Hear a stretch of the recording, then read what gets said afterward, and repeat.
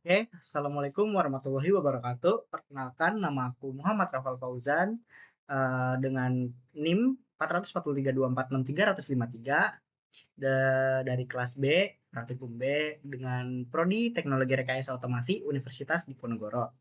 Di sini aku ingin sedikit menjelaskan hasil analisa dari praktikum Sistem Kendali Temperatur dengan Autonix TK4S T4RN menggunakan DAQ Master. Karena sebelumnya menggunakan pengukuran manual, sekarang kita menggunakan software yang bernama DAQ Master. Oke, langsung saja kita let's go.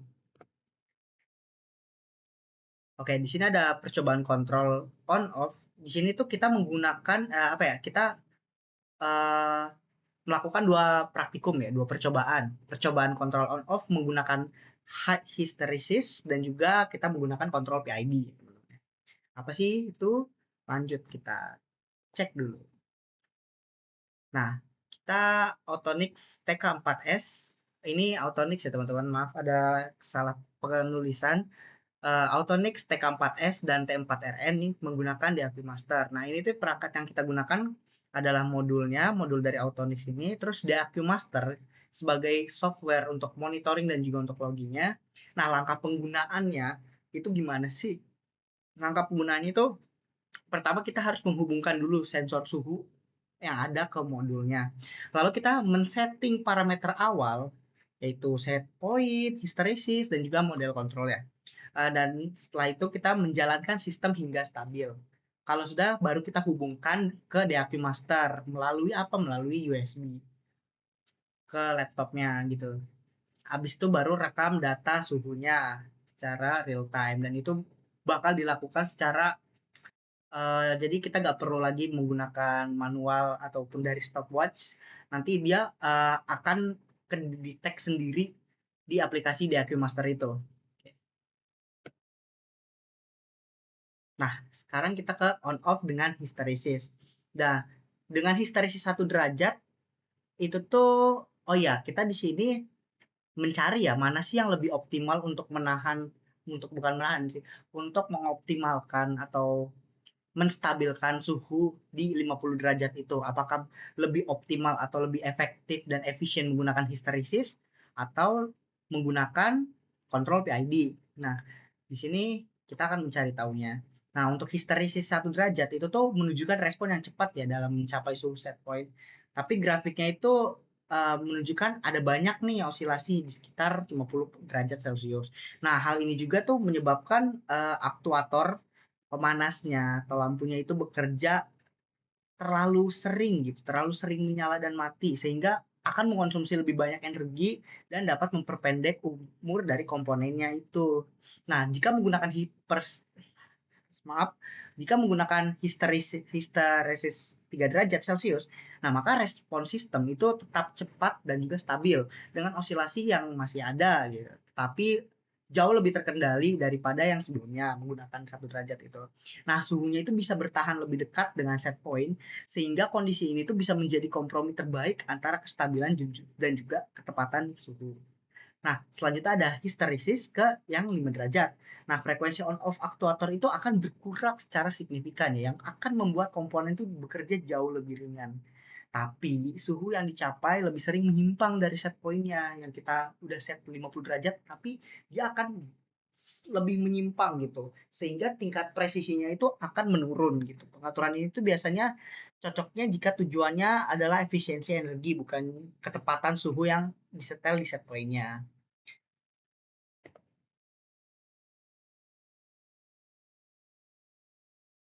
Oke, di sini ada yang kontrol PID-nya. Nah, di sini aku menggunakan 10 variasi kombinasi PID. PID kan panjangannya tuh proporsional, integral, dan derivatif. Di sini aku memakai 10 percobaan untuk mencari mana sih yang paling seimbang dan yang paling stabil dan mana yang responnya paling lambat. Di sini akhirnya aku mendapat dengan proporsionalnya 15, integralnya 5, dan derivatifnya 30, itu responnya akan cepat dengan overshoot yang sedikit ataupun kecil. Tapi suhunya akan tetap stabil sekitar 50 derajat Celcius. Nah, ini nih kombinasi yang paling ideal gitu untuk akurasi dan juga kestabilan. Dengan variasi yang responnya paling lambat itu ada di proporsionalnya 1, integralnya 5, dan juga derivatifnya 5. Kenapa? Karena responnya itu lambat banget gitu untuk mencapai. Stabil sih ada stabilnya, tapi nanti dia tuh kurang efisien gitu karena lambat untuk mencapai set point yang ditentukannya itu. Dia jauh melebihi batas dari batas yang harusnya 3 menit, ini dia lambat. Dia menit-menit akhir gitu dia baru ini. Sedangkan yang seimbang itu dia langsung naik dengan selisih yang cepat gitu. Yang selisihnya tidak jauh. Nah, di sini ada contoh analisisnya untuk kombinasi P yang besar tapi integral dan derivatifnya 0 itu tuh akan cepat berosilasi besar gitu. Akan meninggalkan steady state error gitu. Jadi kalau misalnya P-nya besar, bakal mengakibatkan osilasi yang besar. Kalau misalnya P-nya sedang, I-nya kecil, dan D-nya besar, misalnya kayak 15, 5, dan 30, itu cenderung tuh lebih cepat dan relatifnya biasanya lebih stabil. Tapi kalau misalnya D-nya terlalu tinggi, misal di derivatifnya kita taruh 100, itu bisa menimbulkan noise sensitivity pada aktuatornya. Lalu jika P kecil dan I-nya menengah, seperti misal P-nya 1, I-nya 5, dan D-nya 5, itu tuh akan bereaksi sangat lambat, bukan sangat lambat, tapi lambat, akhirnya butuh setting time yang lebih panjang gitu dari yang ditentukan. Jika kombinasi integralnya sama dengan 0, itu tuh dia cepat tapi tidak akurat gitu secara steady state. Nah, untuk kombinasi yang D sangat tinggi nih, kayak yang tadi tuh ada dengan proporsionalnya 20, integralnya 5, dan derivatifnya 100, itu tuh bisa mengurangi overshoot, tapi dia tuh sensitif terhadap noise gitu. Yang apa ya, menyebabkan keluarnya itu bisa bergetar jika sensor atau aktuator itu bising gitu. Jadi rawan banget terhadap dan sensitif juga terhadap noise gitu. Jadi untuk yang aman tuh yang P-nya sedang, I kecil, dan D-nya besar tapi tidak terlalu besar. Di sini saya ingin sedikit menunjukkan cara penggunaan ataupun settingan dari DAQ Master ini sendiri. Oke, langsung saja kita um, simulasikan untuk penggunaan DAQ Master untuk praktikum TK4S untuk pengambilan datanya ini. Oke, yang pertama di sini ada kita bisa memilih dari pojok kiri atas ini, dan di sini kita bisa memilih apa sih yang pengen kita gunakan untuk itu. Kita scroll ke bawah dan kita di sini cari aja TK4. Nah, seperti itu kita klik. Oke, kita pilihnya yang serial ya teman-teman. Lalu kita klik OK. Tunggu terlebih dahulu. Nah, maka di sini kita bisa klik run time screen di sini. Di sini ada banyak pilihan, di sini ada grid, multi panel, di sini kita pilihnya yang lain ya. Yang lain kita untuk menunjukkan dari grafik lainnya. Di sini kita cek untuk grafik settingnya bisa kita set misalnya itu jadi 4, untuk Y-nya kita setting untuk minimalnya misal 28 dengan maksimum yaitu 60. Kita setting juga untuk yang Y-nya 28 dan juga maksimumnya sebesar 60. Oke, kalau sudah kita klik OK. Nah, sini sudah kedeteksi untuk TK4-nya sendiri itu teman-teman. Lalu kita klik kanan dan tambahkan add. Untuk device listnya kita klik 1, lalu kita klik OK. Nah, kalau sudah, nanti dia akan muncul seperti ini. Nah, seperti itu. Lalu kalau sudah, di sini kita konekkan saja. Nah, mohon maaf di sini karena ini simulasinya udah dilakukan saat praktikum. Jadi ini saya hanya ingin mendemonstrasikannya saja pada saat cara menggunakan simulasinya untuk aplikasi itu sendiri. Mungkin sekian aja.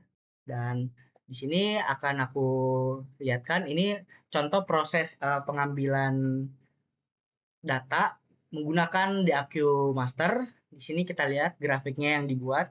Di sini yang hijau ini, yang ini itu menunjukkan uh, yang birunya dulu. Yang biru itu menunjukkan set point yang ada di 50 derajat. Set value-nya 50 derajat. Nah, untuk yang hijau ini itu uh, suhu yang kita atur gitu, yang kayak hasil dari yang kita atur. Dia dari berapa derajat naik naik naik terus sampai 50 derajat. Nah, dia stabilnya tuh di mana? Jadi ada dua gitu. Dan ini yang bawah ini, yang pink ini, itu tuh mati nyala dari lampunya. Kalau misalnya ini ke atas ini, itu tandanya lampunya menyala, tapi kalau bawah mati. Jadi nyala, mati, nyala, mati, nyala, mati gitu teman-teman. Kurang lebih seperti itu sih. Ini ada banyak settingannya. Oke, lanjut aja kita langsung ke ini. Nah, untuk grafik yang histeresis 1 ini seperti ini ya teman-teman. Dia dengan selisih waktu yang selisihnya lumayan sedikit dan tidak stabil juga, ada yang 2 detik, ada yang selisih 3 detik, dan ini grafik yang dihasilkan gitu. Dia naiknya tuh cepat gitu. Tapi nanti mulai stabil, dia mulai stabil 50 di detik 36, tapi nanti turun lagi. Untuk histeresis 3, nah ini dia naik, terus stabil, dia stabil, nah dia stabil di detik 38, tapi dia stabil hanya bertahan selama 3 detiknya saja. Selebihnya dia mati. Tapi dia akan stabil juga ketika menyentuh detik ke 170 atau sekitar hampir menyentuh 2 menit lebih, menyentuh 3 menit. Dia stabil dan stabilnya cukup lama juga dia bertahannya. Ya, dia bertahan dengan cukup lama di sini. Lalu turun kembali ke 48. Oke, untuk kontrol on off 3 ini untuk contoh gambar grafiknya. Untuk mempersingkat waktu, aku hanya ingin menunjukkan gambar contoh grafiknya saja karena kurang lebih ini hasilnya tidak jauh berbeda. Berbeda pun mungkin hanya selisih dikit seperti ini. Ini lebih stabil. Nah, ini untuk PID 1 tadi 30, 20 dan 30. Dia cukup stabil dengan kenaikan yang cukup konstan, cukup signifikan juga. Dan ini yang 20.00. Ini yang menggunakan PID 20, 5 dan 30, dia stabilnya cuma sebentar doang ya teman-teman. Jadi kurang apa ya? Kurang pas, apalagi yang ini nih yang 15.5. Tapi ini tuh dari yang awal aku bilang, dia tuh stabil. Dia tuh stabil sangat lama dengan kenaikannya tuh.